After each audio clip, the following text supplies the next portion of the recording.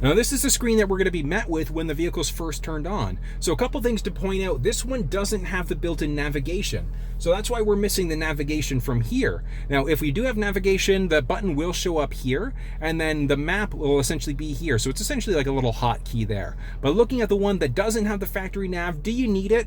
Not necessarily. Now, there's benefits and downsides. A benefit to having the factory navigation, if you're going across the country, or if you're going to different countries, I should say, so Canada to the US, etc., you're not going to use up your data plan on your phone. So that is one of the benefits. You also do have the capabilities. This thing does have Sync3, which gives you the Android Auto and Apple CarPlay. So if you use the Waze app or Google Maps or whatever the case may be, you can mirror that map directly onto your screen here. So it really is a matter of personal preference. When it comes to the bottom, starting off on audio here, we can choose between our different sources, so AM, FM, Sirius, Bluetooth, etc. If our phone was connected, it would also show up just in this center box here. Moving back here, now as you can see, we can tune a couple different ways. So we can either manually type in the station that we want to tune to, so it's changed to the station there. We can manually tune using a knob down here, or we can use the voice button on the steering wheel in order to be able to tune that way as well. Now, in order to be able to save one of a preset, what we're going to do is tune to the station that you want to save. Once you're tuned to that station, all you're going to do is press and hold. And as you can see, that preset's now saved. So it's really, really simple. Jumping into our phone here, so as you can see, there's no phone connected. To set up a phone, it's actually really, really simple. All we're going to do, starting off on your cell phone here, so this is an iPhone. It does work the same way for Android as well. Actually, let me make that screen a little bit brighter for you there. There we go. So all we're going to do is turn our Bluetooth on. When the Bluetooth is on, we're just going to press the Add Phone button here. Search for your vehicle on your device and select it once it is found. Okay, and then in a few seconds, you are going to see, there we go, so Ford Explorer is showing up there. So all we're going to do is press that Ford Explorer button and give it a moment. Confirm that the pin displayed on Sync matches the pin displayed on your device. And all we're doing, guys, is just following the directions. So it's 130850, so the pins do match up, so we can say pair and yes. For your safety, please stay alert to changing road conditions and use Sync's voice-activated features while your vehicle is in motion. There we go. And on our phone now, do we want to allow contacts and favorites? Yes, we do. And now the phone is done here. Couple things to point out on the screen here now. So 911 Assist, we want to turn that one on. That's only going to work whenever the vehicle, or whenever your phone, I should say, is connected to the vehicle. And then automatically download our contacts. We absolutely want to do that. We're connecting our phone for a reason, and that's to be able to go hands-free. So we're just going to hit finish there, and then as you can see, it's saved it's got all my phone settings, my recent calls, contacts, my iPhone. You can change phones if you have multiple phones connected. We can look at my text messages and all that fun stuff. So it's really, really neat. Now, if we jump into apps, there are certain apps that can work through the vehicle here. So one of them is LiveX Live or Spotify, so they're different radio apps. Or if you have the Waze app, you can also use that on the center console screen here. Android Auto works over Bluetooth. Apple CarPlay, you do physically have to be connected in order for that to work, but it essentially mirrors the screen onto this center console screen here. In order to be able to delete the phone now, really straightforward, we're just going to go into our phone settings here, and then we've got some options. We can view devices, text messaging, we can change the ringtone. If we go view devices, it'll show all of the devices that are currently connected. We're going to click on my phone here. We can either disconnect it or we can remove it completely. So if we go remove and yes, it's removed my phone. Jumping back into phone here, as you can see, it's now gone. So it's really straightforward. Moving back into our settings here, we've got a ton of options, so let's go through it. Starting off with our sound here, we can change the treble, mid-range, bass, balance, all that fun stuff. Next up, we're going to look at our clock settings. So clock by default is going to be military time, and this is actually behind an hour, so we're now at the correct time here, and we can go either AM or PM. So obviously we can shake it up there, but if you prefer that military time, so the 24-hour time, we're just going to hit this here, and then as you can see, it's updated to military time, or we can switch back to that typical 12-hour time mode instead. Jumping back here, we've now got Bluetooth. So Bluetooth, we can either turn that on or off. We can add a Bluetooth-enabled device, whether that's another cell phone or a Bluetooth-enabled MP3 player. Jumping back into our phone, so we'd go there in order to be able to connect a phone again. We can also go down here to do the same thing. Radio, we've got some options here. We've got the radio text, and the presets are the big one. So our preset pages, as a default, is going to be set to 2.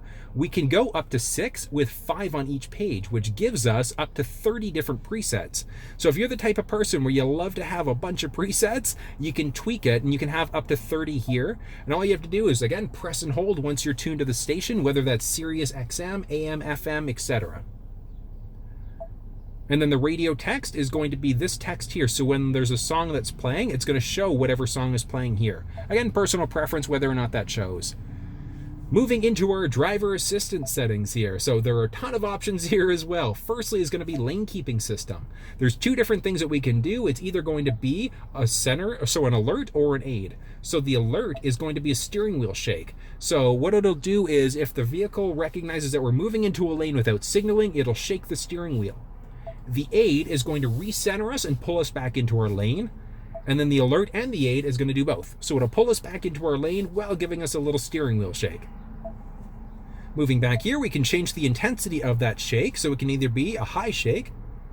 So it's fairly high there, or a little bit more of a moderate shake. The best way for me to describe the feeling, imagine going over those bumpy roads as you're starting to veer over onto the shoulder. That's essentially the way that it's going to feel. So it's going to essentially wake you up and jolt you up there. Moving into our pre-collision assist, we've got active braking now. So one of the benefits of having that system on is if the vehicle senses a potential collision and you haven't responded, it's automatically going to brake for you. I do recommend keeping that one on. This is going to be the sensitivity. So how close is a vehicle going to be before it'll automatically start to brake for you? And we've got our blind spot system here. So the blind spot system, let's move over for a second here, and you see that little guy right there. So that's going to highlight and that'll turn orange when somebody's entered the blind spot on either side of the vehicle. So again, you can turn that one off if you don't want to have it, but realistically, there's no reason not to. Now, as I mentioned, this one does have the trailer tow package here, and in order to be able to turn that trailer tow blind spot on, it's really, really neat. All we're going to do is set our trailer length. Now, that blind spot system, when we have our trailer length inputted, it's going to automatically extend that blind spot system. So rather than going back to the rear of our vehicle, it's going to take our trailer into account. So if somebody's entered the blind spot, even in the length of the trailer, that orange light is going to highlight, letting you know that there's somebody there, helping you avoid a potential collision. Trailer sway control, again, as long as you've got that trailer tow package, this will show up. If you don't, it's not going to be there. We've got our parking aid, which again is that reverse sensing system, so we can turn that beeping off if you're not a fan of it. Cross traffic alert. If we've got a vehicle that's coming perpendicular, so either to our left or our right side, whether you see the vehicle or not, we're going to get an audible alert letting us know that there's a potential collision. So it's just one of the added safety features that Ford has on the vehicle. Next up is going to be our driver alert. So that one there is tied into our lane keeping system. So if we get too many warnings, then there's going to be a message letting us know that you should probably take a rest. Looking at our vehicle settings next up. There we go. So we've got our 30-minute max idle. So if the vehicle's on, it's automatically going to turn off after 30 minutes, or we can turn that off and it'll just stay on. My Key essentially gives you the ability to control certain aspects of the vehicle with a certain key fob. Where that comes into play is, let's say if you've got a young driver or you want to pull a prank and you don't want people to go past a certain speed, you can lock it so that when a certain key fob is used, a person can only go a certain speed, or the radio won't play past a certain volume. There's a ton of options. It's really, really straightforward in order to create the My Key here as well. We can take a look now at the remote start. We can turn the remote start off completely if we want to. We can also adjust climate control. So when it's remote started, what happens with the climate control? It's either auto, so the vehicle is going to determine what the cabin temperature should be, or we can go to our last settings. So when the vehicle was last turned off, what did you have the settings at? So it's really a matter of personal preference there. Seats and wheel, will the heated seats come on as well? Again, matter of personal preference. And then the duration of the remote start is going to be for 5, 10, or 15 minutes. Moving down, now we've got some options for our wipers, so a courtesy wipe or the reverse wiper. We obviously want to make sure that our reverse wiper stays on, and that's going to be just this button just right off to the right-hand stick here. So reverse wiper, let's make sure that we keep that on. The courtesy wipe, when the vehicle's turned on, it's going to wipe once. I don't recommend having that one on, especially if you live in a climate with ice. And the reason why is because if there's ice buildup and that motor starts going, you could potentially damage something. Next up, we've got our powered liftgate. So powered liftgate, we can either enable or disable the switch, which is going to be in the outside of the vehicle there. There still are a few ways to open that one up using our key fob or directly on the left-hand side of the steering wheel. We've got our lighting now, so auto high beams, I 100% recommend keeping that one on. So rather than flipping the stick on the driver's side here, on the left-hand stick I should say, with auto high beam enabled, it's automatically going to turn the high beams on, it's going to turn them off, it's going to dim them as necessary. So the vehicle does the work for you for the high beams rather than you having to worry about doing it yourself. Our locks here, so there is the ability to... Oh, I'm thinking about the door key padlock. All right, so if we look at the lock here, auto unlock as it senses the key, it'll automatically unlock the vehicle for you. So the switch inhibitor as well, if the vehicle's locked, or I should say if the vehicle's on and you have the key fob in your pocket, you walk away, it'll automatically lock the vehicle. But the switch inhibitor, essentially what that does is it's going to also lock the vehicle so that someone just can't get in and drive away. So I 100% recommend keeping all these settings on. And then with the remote unlock, when that happens, is it all doors that get unlocked or is it just the driver's door? Again, it's a matter of personal preference there.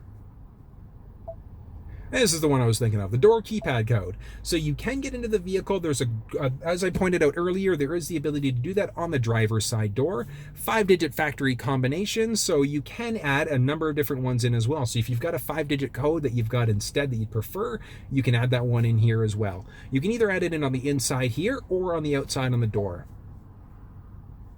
And that is going to be our vehicle settings here.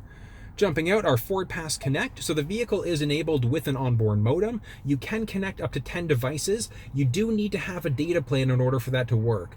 When you purchase a Ford vehicle or a Lincoln vehicle, you get 3 months, up to 3 gigs of data for free. In Canada, that's on the Bell network. In the US, I believe it's on Sprint. So you have to sign up for a data-only plan through one of those providers.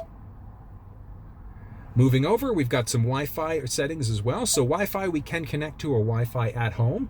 The benefit of doing that is that when we're connected to Wi-Fi at home, it's automatically going to be able to update the vehicle if we've got our auto updates turned on. So I do recommend doing that. It's automatically going to update the software and the firmware in the vehicle. If yours comes with the navigation, unfortunately, it's not going to upgrade the maps. You have to either get your service technician to do that for you, or you can manually download the update, and then you can just stick it into the USB port here in order to update. Moving into our general settings, that's going to give us the ability to change languages, whether that's English, Spanish, or French. Again, personal preference. Into our temperature units, we can go either Celsius or Fahrenheit. Measurements, we can go kilometers or miles per hour. We can change out the tire pressure, that beep that we're getting here. So we can turn that beep off if we want to, just by pressing this here. So again, that's really a matter of personal preference, whether or not you want that beep. It's up to you. We can do, again, turning the automatic system updates on from this part as well. I do recommend keeping that one on. Make sure you're connected to Wi-Fi at home so that your vehicle is always up to date. Last one at the bottom here is going to be our master reset. That's really the big one here. So if the screen is being glitchy or if you're selling the vehicle, do a master reset. It wipes all the data and it resets it to factory defaults. 911 assist, as I mentioned, your phone does need to be connected in order for that to work. Mobile apps, same idea. Mobile app, your phone needs to be connected for the mobile apps to work. Our display, we've got some options here as well, so we can turn the display off. Press it in order for it to come back on again, or we can have a different type of screen, so a calming screen again. Same idea, press it in order for the screen to come back to life again. There we go. Let's jump back into settings and off to the side. Right where we were there, perfect. And then a few other things. We can change the background if you want to use a different image, or we can tweak the mode. So we're in the daytime mode right now, or you can have the nighttime mode permanently. It's really a matter of personal preference, but I love the look of this blue one. So I personally make sure that it's always in this blue mode.